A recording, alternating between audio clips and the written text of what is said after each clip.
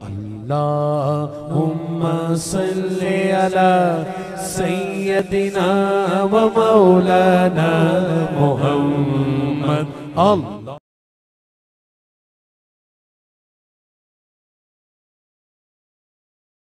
حضرت عائشہ صدیقہ رضی اللہ تعالیٰ عنہ فرماتی ہیں ایک عورت تھی اور اسے نبی پاک صلی اللہ تعالیٰ علیہ وسلم نے وہ کلمہ پڑھ کے مسلمان ہوئی، مدینہ طیبہ آ گئی تو حضور نے مسجد نبوی شریف میں اس کے لیے مکان ایک سادہ سا کمرہ ساتھ مسجد کے بنوا دیا، وہیں رہنے لگی۔ اکثر وہ سیدہ طیبہ کے پاس آتی تو حضرت عائشہ صدیقہ رضی اللہ تعالیٰ عنہ فرماتی ہیں وہ بڑی باتیں سناتی اور آخر میں کہتی وہ ہار والا دن بھی بڑا عجیب دن تھا اور میرے رب کی قدرتوں کا دن تھا، وہ بھی بڑا عجیب دن تھا۔ سیدہ عائشہ صدیقہ رضی اللہ تعالیٰ عنہ ایک دن فرمانے لگی کہ تو ہار والے دن کا بڑا ذکر کرتی ہے، وہ کیا دن تھا؟ تو خاتون کہنے لگی اماں جی وہ دن تھا جب میرے رب پر بھروسہ اور مضبوط ہو گیا، جس دن میرا اپنے رب پر توکل اور بڑھا، میرے ایمان میں یقین میں اور پختگی آئی۔ کہنے لگی میں ایک گھر کی کنیز تھی، نوکرانی تھی، اس گھر میں ایک بچی تھی جس کے پاس سونے چاندی ہیرے جواہرات کا ہار تھا۔ اس زمانے میں چمڑے کے اوپر لوگ ہیرے جواہرات لگاتے تھے، کئی دفعہ سرخ رنگ کے چمڑے پہ لگائے جاتے تھے، وہ بچی پہنتی تھی تو کہتی ہیں وہ بچی کے اس نے اتار کے رکھا یا اس سے گرا وہ ہار تو چیل اسے اٹھا کے لے گئی گوشت سمجھ کے اور میرے سامنے اٹھا کے لے گئی۔ گھر والوں نے مجھ سے پوچھا، یہ بخاری میں موجود ہے، گھر والوں نے پوچھا مجھ سے کہ وہ ہار کہاں ہے تو میں نے کہا چیل اٹھا کے لے گئی۔ گھر میں کچھ چوری ہو جائے تو سب سے پہلا الزام کس پہ لگتا ہے؟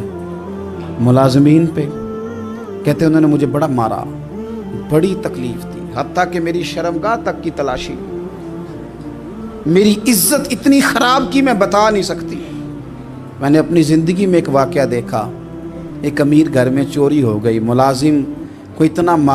مارا کہ وہ چارپائی پہ پڑ گیا، پولیس والوں سے اتنی مار پروائی گئی کہ وہ بیچارہ چارپائی پہ پڑ گیا اور پھر وہ اتنا بیمار